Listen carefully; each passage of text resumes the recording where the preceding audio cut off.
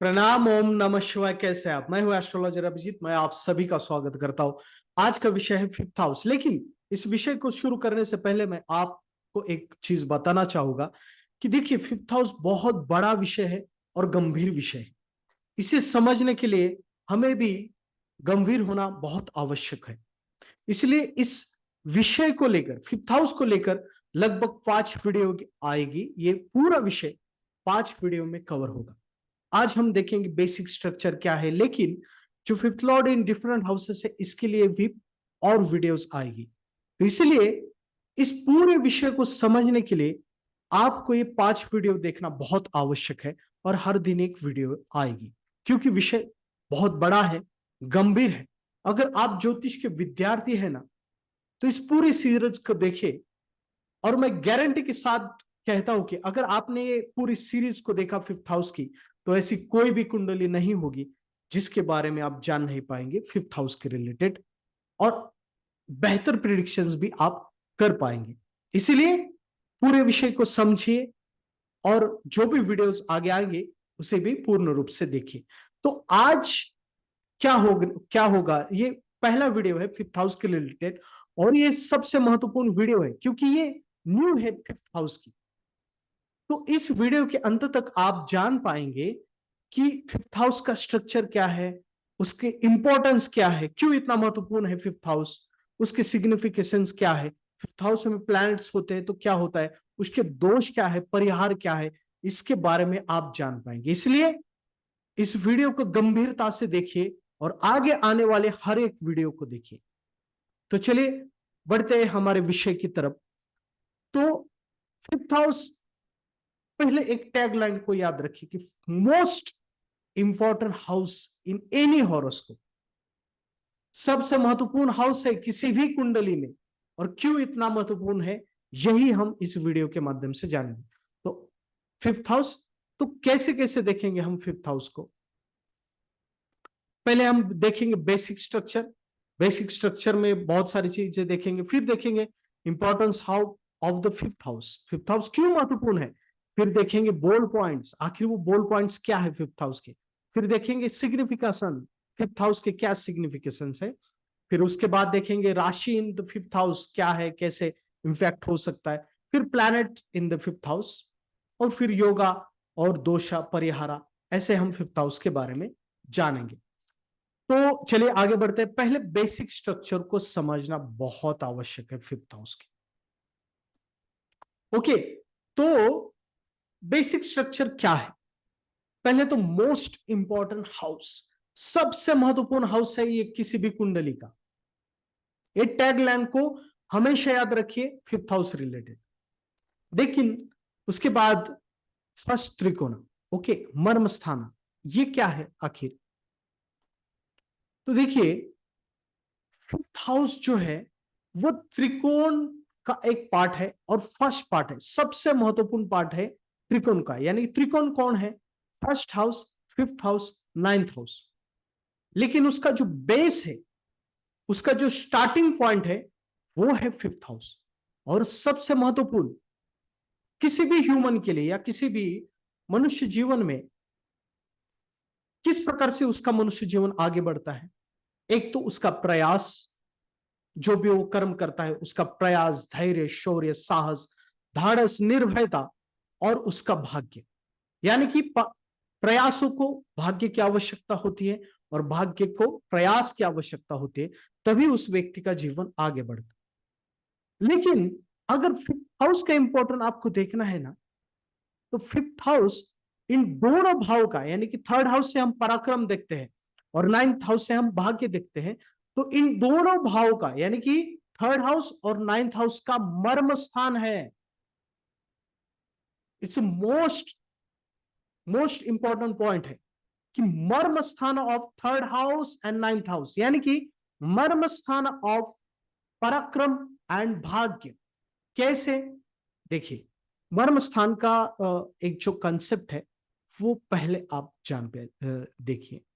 यहां पर तो मर्म स्थान देखते कैसे हैं? It's a simple concept. Okay, तो जैसे हम यहां पर देखेंगे, third house is a parakrama, ninth house is a bhagya. Okay, तो इन दोनों भाव का जो मर्म स्थान है वो है पंचम स्थान। वो कैसे? स्ट्रक्चर को देखिए मर्म स्थान की।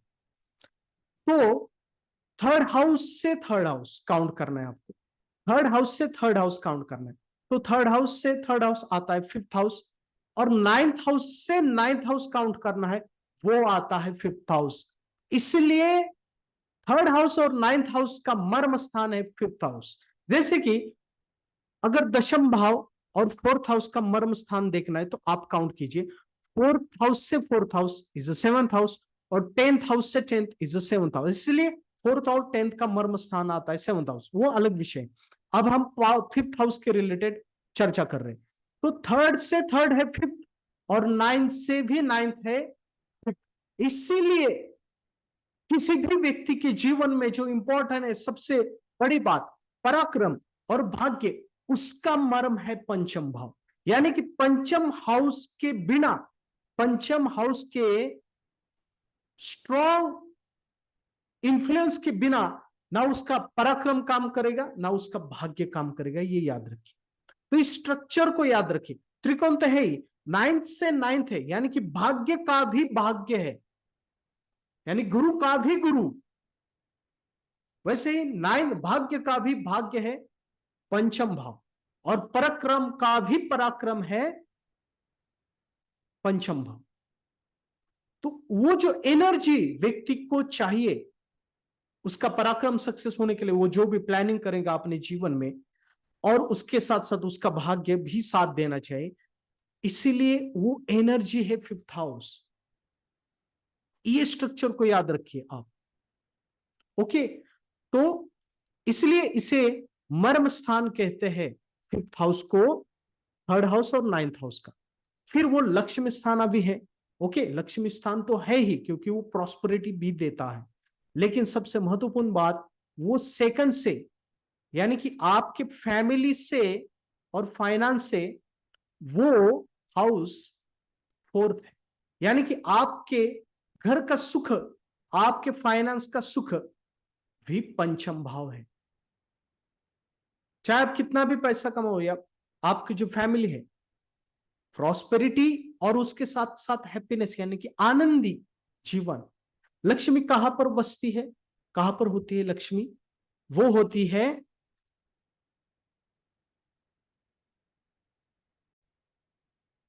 लक्ष्मी को आनंद राधनी भी कहते हैं। क्यों? क्योंकि जहां पर आनंद है वहां पर लक्ष्मी होती है, और लक्ष्मी आनंद दात्री भी होती है। तो इसीलिए सेकंड हाउस से फोर्थ है, सुख है फाइनेंस का और फैमिली का। तो इस स्ट्रक्चर के कारण fifth house is most important, सबसे महत्वपूर्ण भाव है। ओके, तो इस प्रकार से देखना पड़ता है। नेक्स्ट है सन और जुपिटर। फिफ्थ हाउस के रिलेटेड जब भी आप देखें तो सन को और जुपिटर को आप हमेशा देखिए, क्योंकि सन इज अ नेचुरल काल पुरुष कुंडली का लॉर्ड है, फिफ्थ लॉर्ड, और जुपिटर इज अ कारका। ओके, तो वो हम आगे जैसे जैसे प्रैक्टिकल एग्जांपल हम देखेंगे, वैसे वैसे हम आगे जैसे बढ़ेंगे देखेंगे हम इसके बारे में। तो ओके, नेक्स्ट है इंपॉर्टेंस ऑफ द फिफ्थ भाव।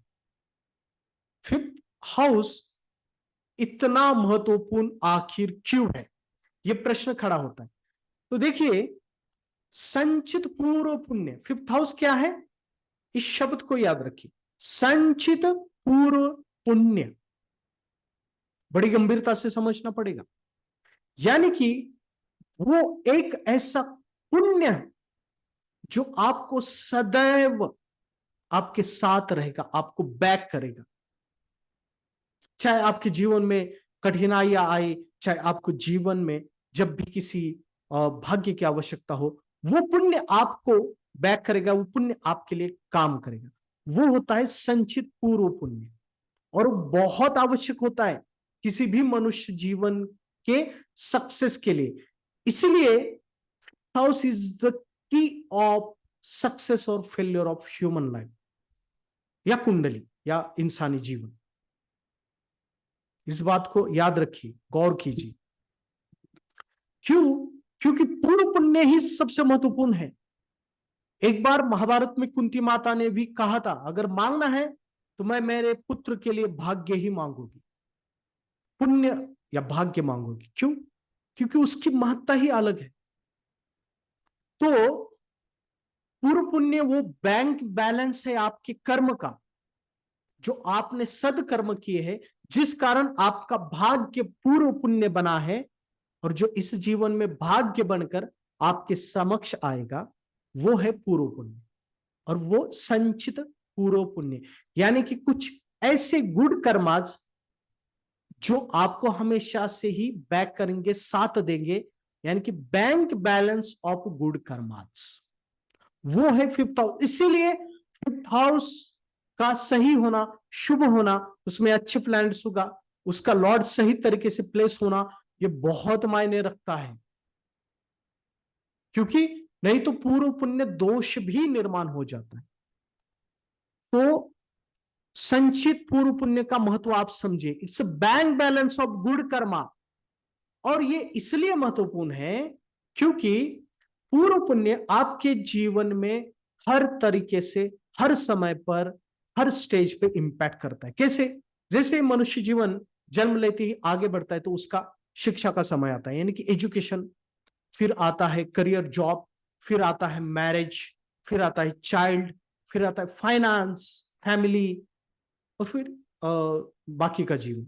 तो इन सभी स्टेज पर, हर एक स्टेज पर आपको पूर्व पुण्य की आवश्यकता है, और पूर्व पुण्य के हिसाब से ही आपको चीजें मिलती हैं। जैसे कि क्षमा चाहूंगा, अगर आपका पूर्व पुण्य सही है तो ही आपको लाइफ पार्टनर सही मिलेगा, आपकी मैरिड लाइफ सही होगी। अगर आपका पूर्व पुण्य सही है तो ही आपके जीवन में फाइनेंस, अगर आपका पूर्व पुण्य सही है तो आपकी फाइनेंशियल कंडीशंस अच्छी रहेगी। अगर आपका पूर्व पुण्य सही है तो ही आपकी सोसाइटी में मान सम्मान इज्जत रहेगी। अगर आपका पूर्व पुण्य सही है तो ही आपको चाइल्ड होगे, और उन चाइल्ड से आपको हैप्पीनेस मिलेगी, यानी कि वो चाइल्ड आपके लिए सही साबित हो सकता है। क्योंकि सिर्फ प्रेगनेंसी होना या चाइल्ड होना उतना इनफ नहीं है, वो सही होना चाहिए। ओके, तो ये सभी पूर्व पुण्य के अंतर्गत ही आता है। अगर ठीक है तो ही ये चीजें ठीक रहेगी, नहीं है तो इन सभी जो लाइफ के एस्पेक्ट है इसमें गड़बड़ आपको अवश्य ही दिखाई देगी। ये सभी चीजें फिफ्थ हाउस से पता चलती है, इसलिए फिफ्थ हाउस का सही होना बहुत आवश्यक होता है।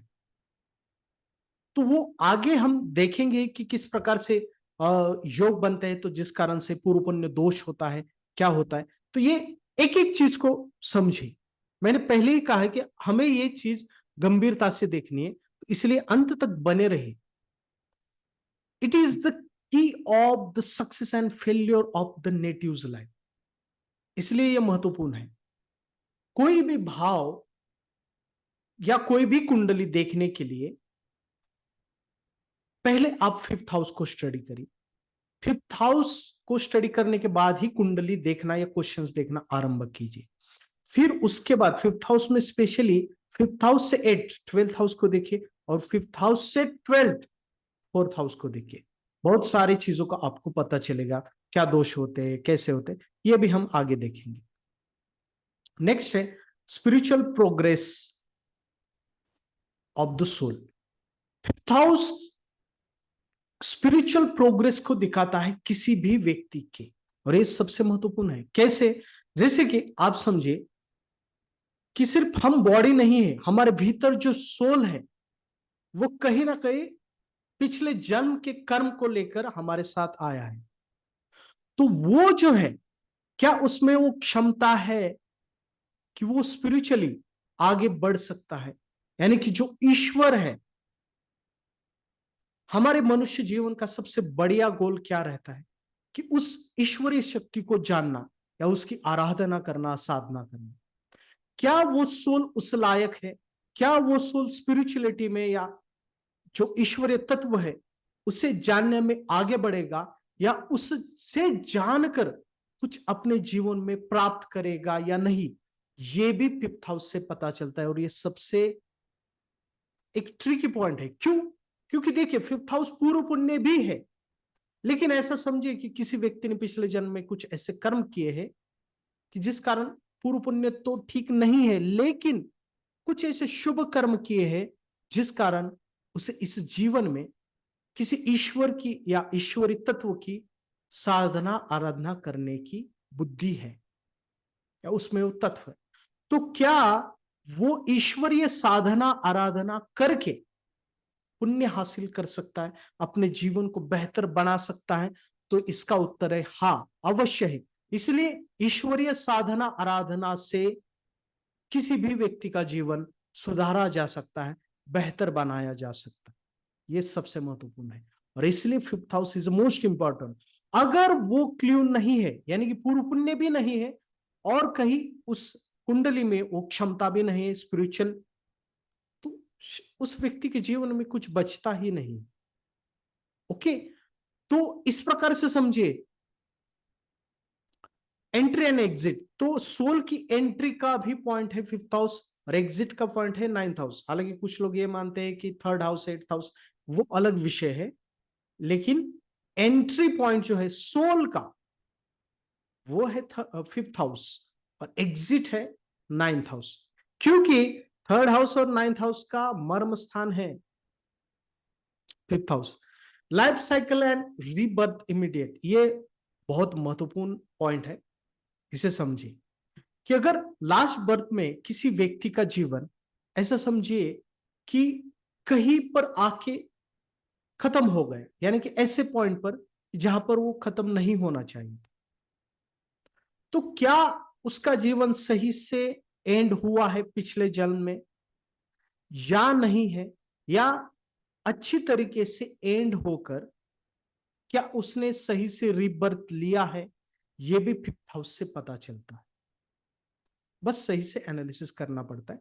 ये हम वही तो देखने वाले हैं ना फिफ्थ हाउस के रिलेटेड जो भी टॉपिक्स है, तो ये सब जो है ये फिफ्थ हाउस से पता चलता है। तो कुछ लोग ऐसे होते हैं जो पास्ट लाइफ में उनका जो सही तरीके से उनकी लाइफ एंड या डेथ सही तरीके से नहीं हो पाती और डेथ होने के बाद भी वो कहीं ना कहीं भटकते रहते हैं।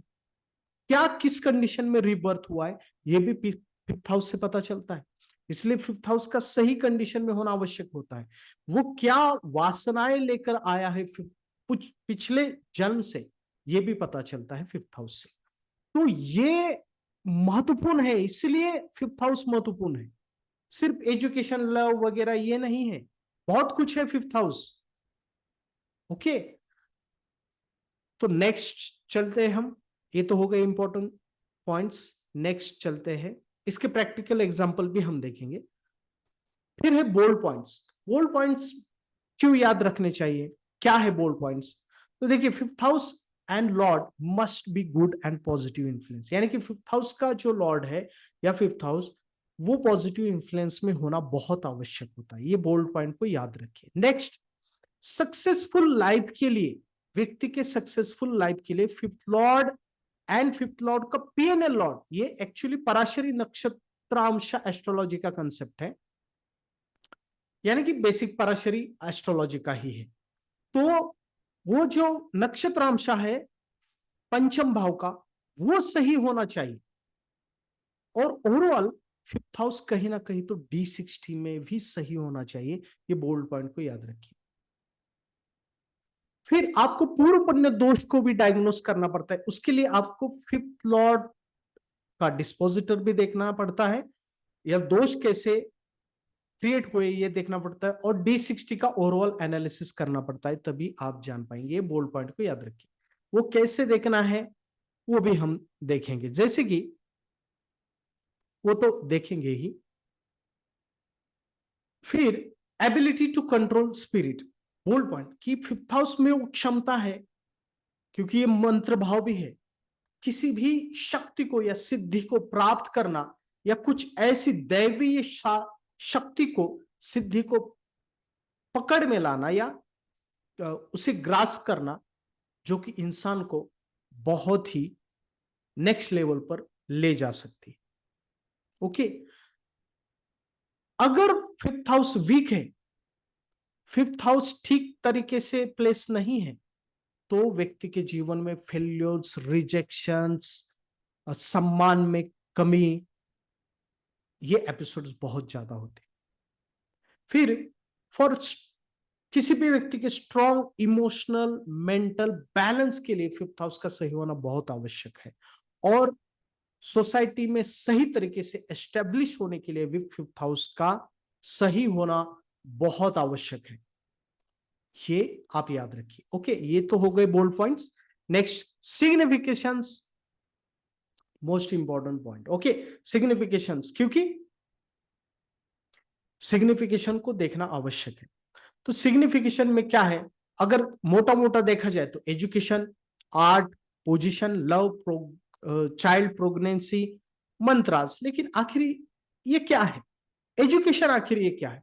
तो एजुकेशन मतलब टिपिकल एजुकेशन नहीं, टिपिकल एजुकेशन तो है ही, जैसे डिग्री का एजुकेशन। लेकिन आप एक बात को याद रखिए, इसका मतलब यह है कि कहीं ना कहीं तो शार्प इंटेलिजेंस उस व्यक्ति में होना चाहिए। एजुकेशन यानी कि फिफ्थ हाउस बुद्धि है, बुद्धि भाव भी कहा जाता है, यानी कि शार्प इंटेलिजेंस, ग्रास्पिंग पावर बहुत बढ़िया होनी चाहिए उस व्यक्ति की। ओके,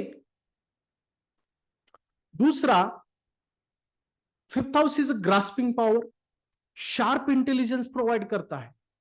उसके साथ साथ यहां पर देखिए, neurons system, brain map to guide लगना, ये बहुत महत्वपूर्ण है। अगर इस पॉइंट को आप समझिए कि जो हमारे ब्रेन में neuron system, first house is only physical brain, लेकिन उस ब्रेन के अंदर जो न्यूरॉन्स सिस्टम होती है, क्योंकि दिमाग तो सही का एक ही है, लेकिन हर एक का विचार करने की क्षमता अलग है।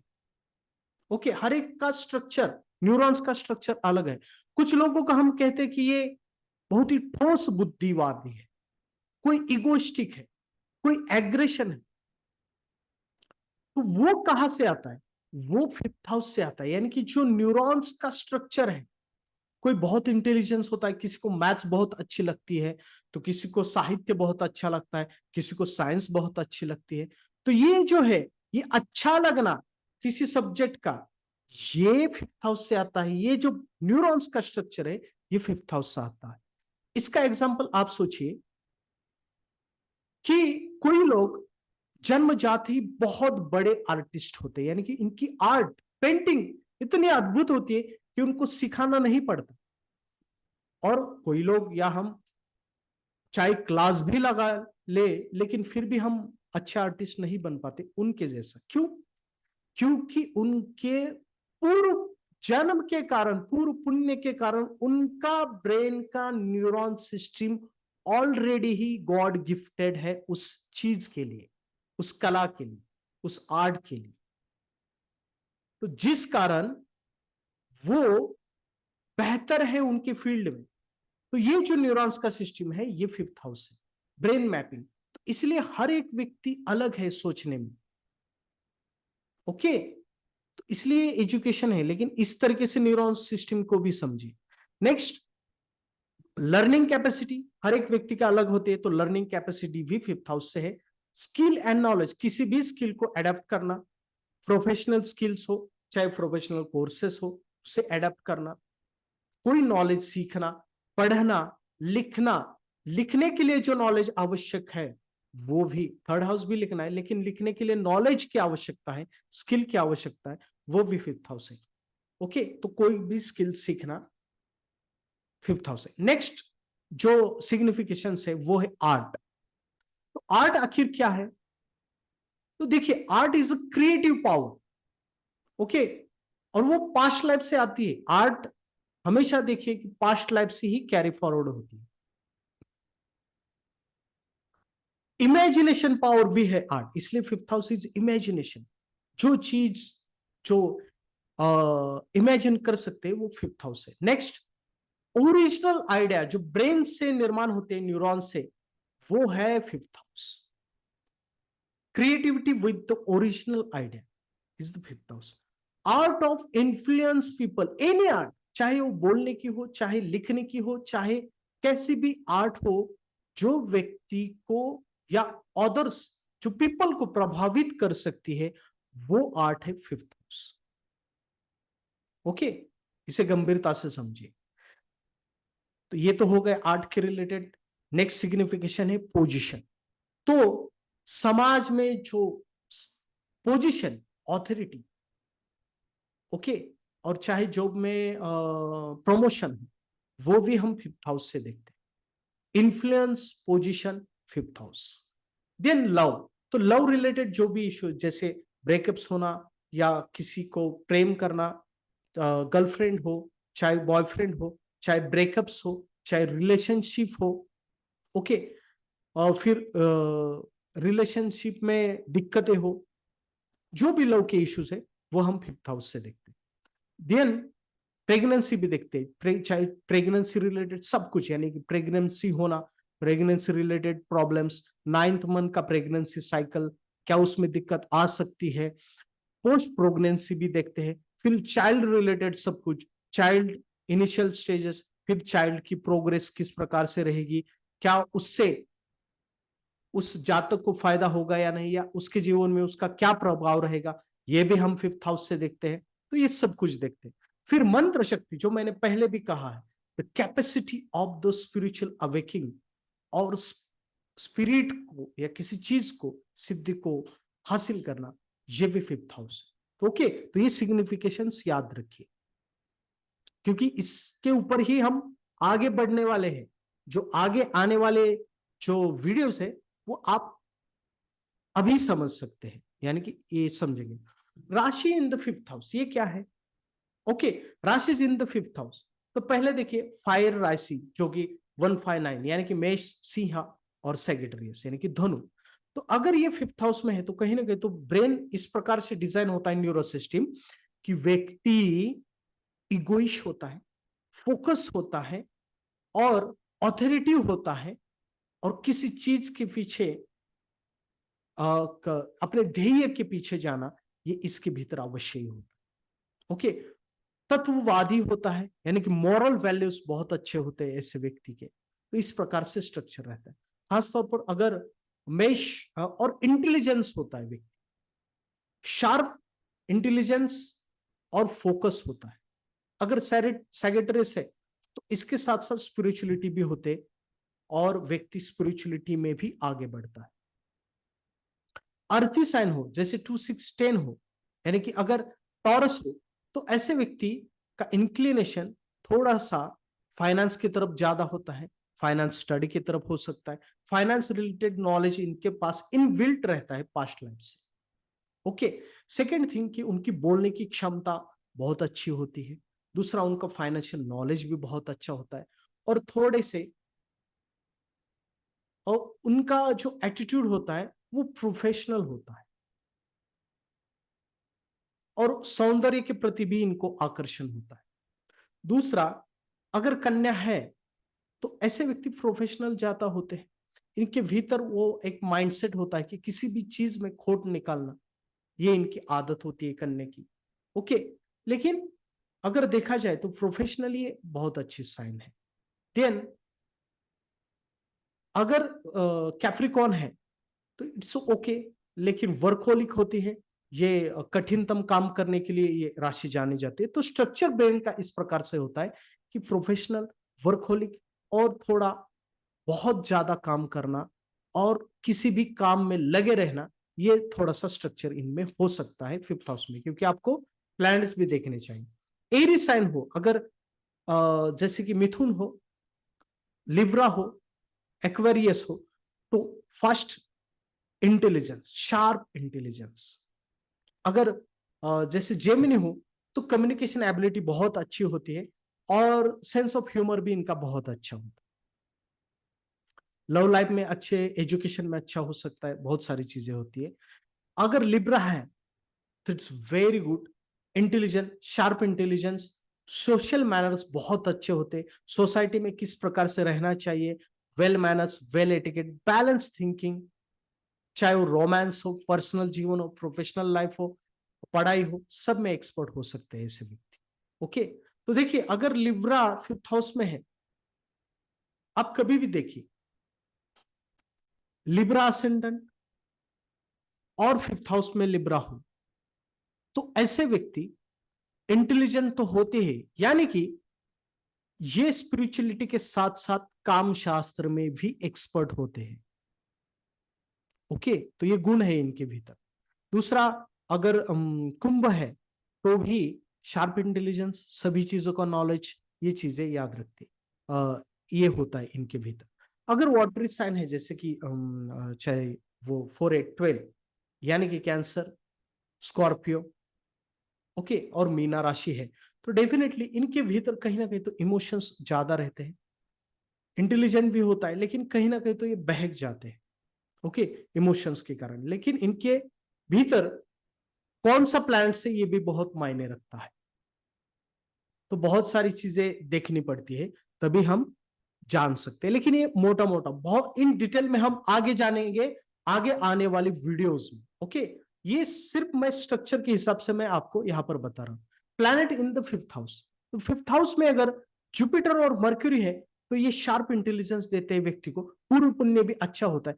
कोई भी एक सिंगल प्लैनेट 5th हाउस में अच्छा रहता है, जैसे Jupiter is very good placement, mercury और वीनस की वेरी गुड प्लेसमेंट, सन की भी अच्छी पोजीशन है। जुपिटर का 5th हाउस में अकेले होना, इट्स वेरी गुड, ओके। तो जुपिटर के साथ कॉम्बिनेशंस देखिए, जुपिटर सन, जुपिटर वीनस, लेकिन जुपिटर वीनस कुछ गड़बड़ अवश्य ही करता है, वो बाद में देखेंगे। जुपिटर वीनस का पूर्व पुण्य होता है, लेकिन कुछ ऐसे इनके पास्ट लाइफ में घटनाएं होती है जिनके कारण ये इनको दिक्कत हो सकती है, ओके। जुपिटर मर्क्यूरी बहुत अच्छा है, single Jupiter is very good, और Sun Jupiter wonderful, it's give sharp intelligence, बहुत ही अच्छा पूर्व पुण्य, और जो लाइफ में फ्लो बहुत अच्छा रहता है इनकी, हर एक चीज के हर एक स्टेज पे, जैसे एजुकेशन हो, मैरिज हो, चाइल्ड हो, फाइनेंस हो, सभी जगह। देन अगर सन, जैसे सन जुपिटर वीनस, ये वेदांत का नॉलेज देते हैं। अगर सिंगल वीनस भी बहुत अच्छा नॉलेज देता है, सैक्रेड नॉलेज देता है, क्योंकि ये शुक्राचार्य है, टेक्निकल नॉलेज देता है, तंत्र का ज्ञान देता है। सन और जुपिटर भी वेदांत का बहुत अच्छा नॉलेज देते हैं। मून, अगर अकेला मून है तो ये स्ट्रॉन्ग इंट्यूशन का कारक भी है, मेंटल स्टेबिलिटी बहुत अच्छी रहती है। अगर मून केतु है तो डिस्टर्बेंस अवश्य रहता है, मेंटल डिस्टर्बेंस, लेकिन इंट्यूशन पावर बहुत ज्यादा रहती है। अगर मून सैटर्न है तो भी इंट्यूशन पावर बहुत अच्छी रहती है, लेकिन मेंटल डिस्टर्बेंस अवश्य ही रहता है, पूर्व पुण्य दोषम रहता है इनके भीतर। वो किस प्रकार से देखना चाहिए वो भी देखेंगे। दूसरा, अकेला सैटर्न ठीक है, अवश्य ही कुछ ना कुछ तो पूर्व पुण्य दोष निर्माण होता है, लेकिन अकेला सैटर्न ठीक है। लेकिन अकेला मार्स भी ठीक है, बहुत अच्छा है, शार्प इंटेलिजेंस देता है, क्रिएटिविटी भी देता है, ओके। मून जैसे आर्टिस्टिक नेचर भी देता है, वीनस आर्टिस्टिक नेचर, सन भी आर्टिस्टिक नेचर देता है। लेकिन केतु अगर है अकेला तो भी ठीक है, ये स्पिरिचुअलिटी में बहुत आगे बढ़ता है। सैटर्न भी स्पिरिचुअलिटी में आगे बढ़ाता है किसी भी व्यक्ति को। लेकिन अगर ये कॉम्बिनेशन है, जैसे कि Saturn Rahu, Saturn Mars, Mars Ketu, Mars Rahu, तो पूर्व पुण्य दोषम क्रिएट हो जाता है, और ये अच्छा सिग्नल नहीं है। ये कॉम्बिनेशन 5th लॉर्ड के साथ भी नहीं होना चाहिए, जैसे कि 5th लॉर्ड सैटर्न होकर सैटर्न मार्स कॉम्बिनेशन में हो, 5th लॉर्ड मार्स होकर मार्स राहु कॉम्बिनेशन हो, मार्स केतु कॉम्बिनेशन में हो, इस प्रकार की जो कॉम्बिनेशन है वो पूर्व पुण्य दोषम क्रिएट करते, ओके। तो इसके बारे में भी हम देखेंगे। देखिए, वीनस और मून 5th हाउस में प्रॉस्पेरिटी प्रोवाइड करते, ये अकेले है तो बहुत अच्छा है। दूसरा, सैटर्न केतु, एक बात को याद रखिए, इट्स अ तांत्रिक combination, one of the greatest तांत्रिक कॉम्बिनेशन, सैटर्न और केतु का 5th हाउस या 5th लॉर्ड के साथ लग्न के साथ होना, स्पिरिचुअल एबिलिटी बहुत बेहतर होती है मून केतु का भी कॉम्बिनेशन, ओके। तो ये होता है। फिर योगाज, योगा जो जुपिटर वीनस शुभ प्लैनेट्स के साथ, मून सन के साथ, इट्स वेरी गुड। लेकिन राहु, जैसे Saturn Rahu, Saturn Ketu, Mars Rahu, Mars Ketu, ये योगा पूर्व पुण्य दोषम क्रिएट करते हैं। दोषा और परिहार ये भी हम देखेंगे, लेकिन इसके लिए आपको D60 को भी देखना आना चाहिए, ओके। तो हम प्रैक्टिकल एग्जाम्पल की तरफ आगे बढ़ते तो आप जान पाएंगे अच्छी तरीके से। कि आखिर ये है क्या, किस प्रकार से देखना चाहिए। तो देखिए, अगर आप यहां पर देखेंगे तो फिफ्थ हाउस में देखिए जुपिटर डेबिलेटेड है, लेकिन fifth Lord Saturn second house में सैटर्न केतु के साथ, इट्स पूर्व पुण्य दोषम।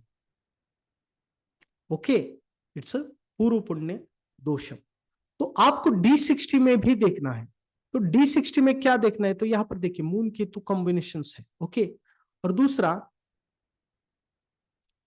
Jupiter Sun combination, it's good, but Sun debilitated है, और सैटर्न जो है, सैटर्न मार्स एक साथ है।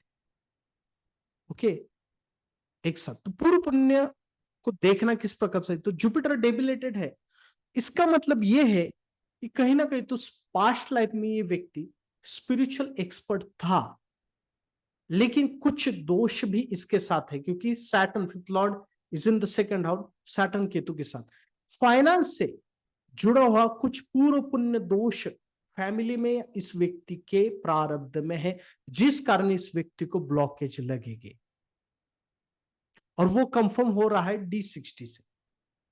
ओके, तो यहां पर देखिए D60 में वीनस मार्स और सैटर्न के कहीं ना कहीं तो इनके भीतर जुड़ा हुआ है, यानी कि पास्ट लाइफ में स्त्रियों के प्रति भी कुछ ना कुछ तो दोष है।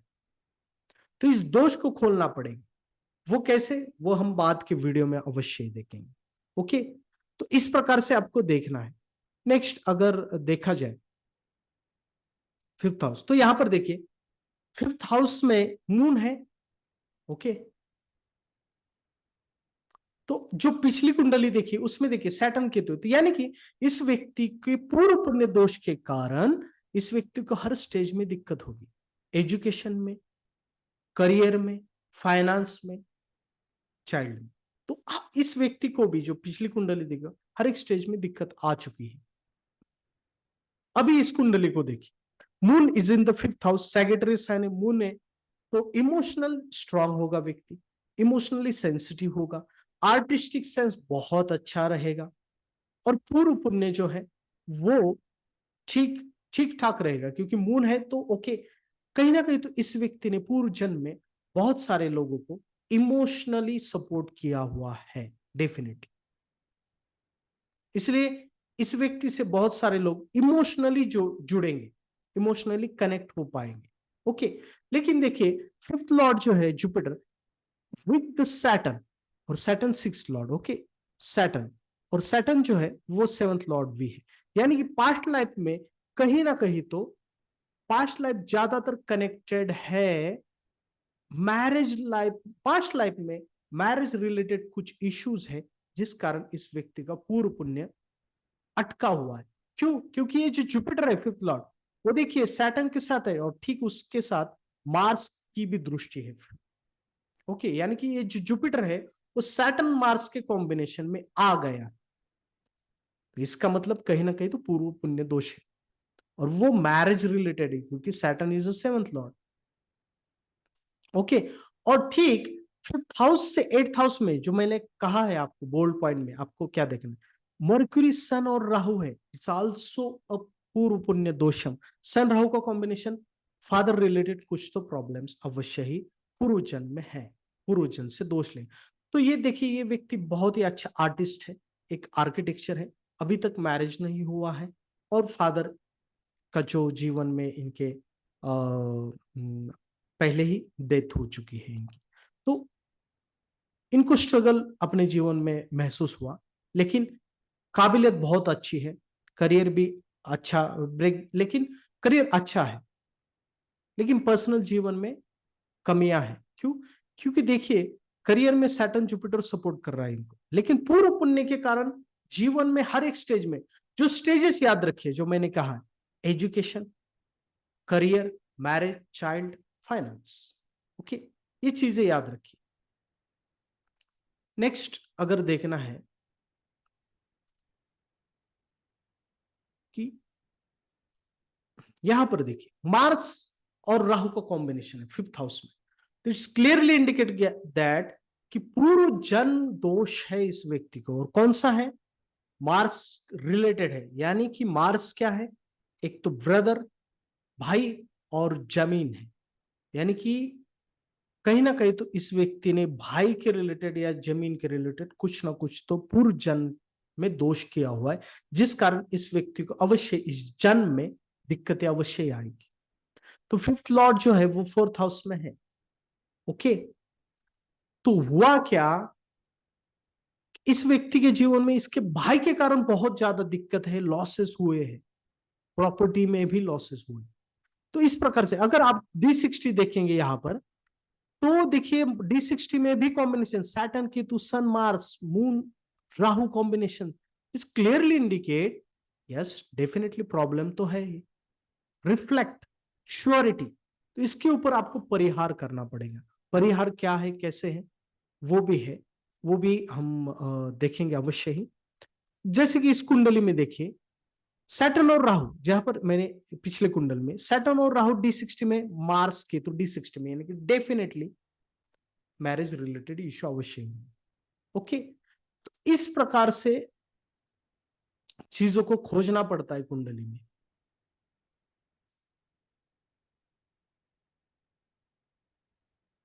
ये कुंडली देखिए, fifth lord is in the 11th house, Mars with the Jupiter, Mars Jupiter combination. पूर्व पुण्य बहुत अच्छा है इस व्यक्ति का, इट्स इंडिकेशन, क्योंकि फिफ्थ लॉर्ड मार्स जुपिटर के साथ है, इट्स वेरी गुड। लेकिन जो नेचुरल फिफ्थ लॉर्ड है सन इज इन दैट हाउस, तो डेफिनेटली कुछ ना कुछ तो गड़बड़ अवश्य रहेंगे चाइल्ड रिलेटेड। अगर ये कंफर्म करना है तो D60 में देखिए सन सैटर्न कॉम्बिनेशन। ओके, और fifth Lord sun with the Saturn clearly indicate पूर्व पुण्य दोषम रिलेटेड टू चाइल्ड अवश्य ही रहेगा। ओके, जिस कारण इसको कहीं ना कहीं तो दिक्कतें आएंगी फ्लो में, चिल्ड्रन या चाइल्ड के रिलेटेड।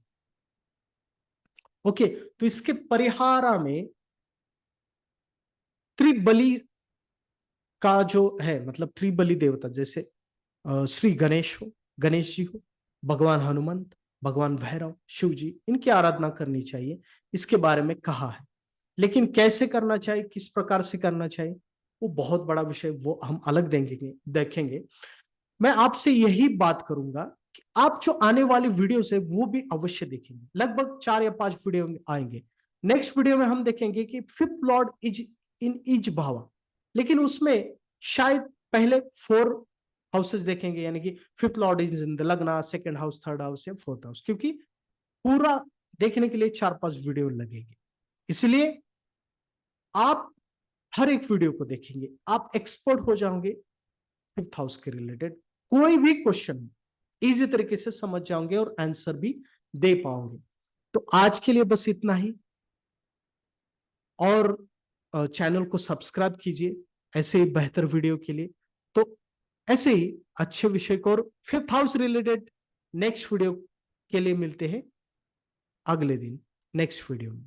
प्रणाम, ओम नमः शिवाय।